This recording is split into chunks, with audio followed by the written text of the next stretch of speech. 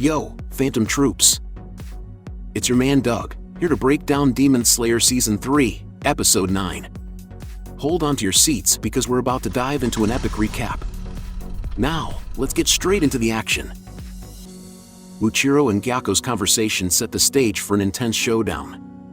Muchiro didn't hold back, calling out Gyokko's looks and words as straight-up disgusting.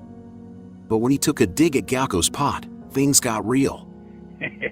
You could see the anger boiling up in Gyokko like a volcano about to erupt. The fight kicked off with Gyokko unleashing his blood demon art, 10,000 gliding slimefish.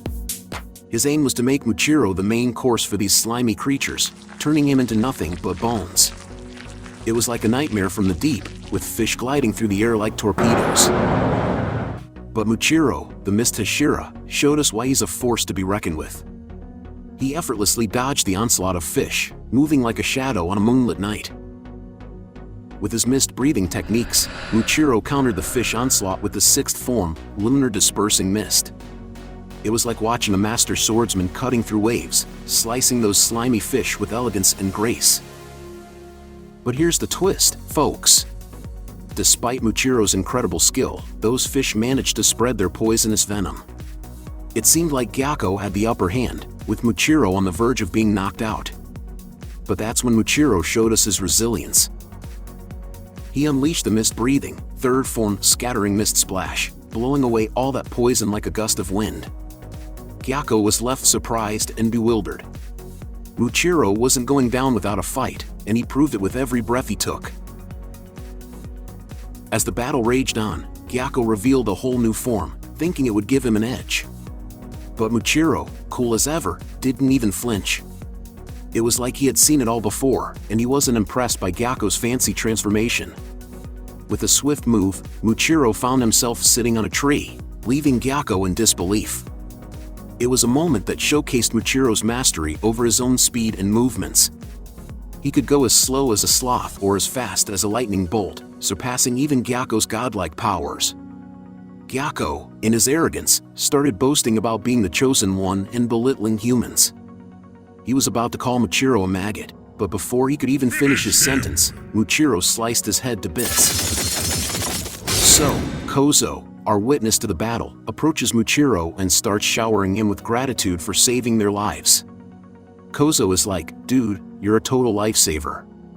But wait, Muchiro's looking pale as a ghost, and Kozo's wondering if he's okay. Muchiro, being the stubborn guy he is, insists he's fine and ready to help Tanjiro. But suddenly, he starts trembling and having trouble breathing. Suddenly Muchiro froths at the mouth and collapses.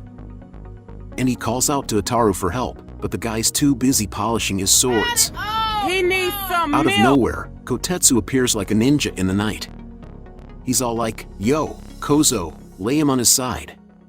Poor Kozo nearly jumps out of his skin, thinking he's being haunted by Kotetsu's ghost. But hold up, it's all good. Kotetsu reassures him that he's alive and kicking. Turns out, injuries weren't as severe as they seemed.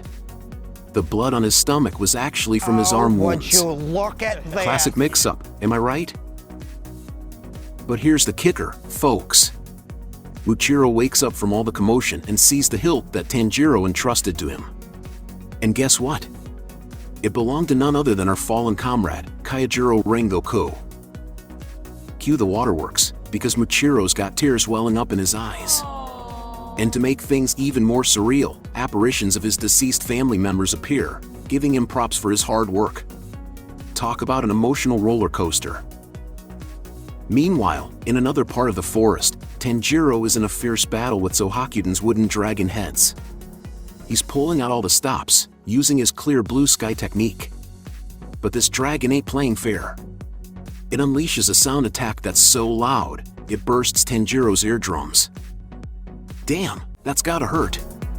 And just when Tanjiro tries to dodge another attack, he takes a beating. Poor guy just can't catch a break. Tanjiro is getting crushed. But fear not, because in comes our superhero, Mitsuri, like a ray of sunshine. She swoops in, carrying Tanjiro on her back, and apologizes for being fashionably late. Gotta appreciate her sense of humor. Tanjiro's all like, watch out, Mitsuri, that demon's a member of the 12 Kazuki, but does she listen? Nope. She straight up scolds the demon and demands the return of Nezuko and Genya. Girl's got some serious guts. But I've done enough talking. Phantom Troopers, let us hear your thoughts. So hit us with your theories, comments, and feedback.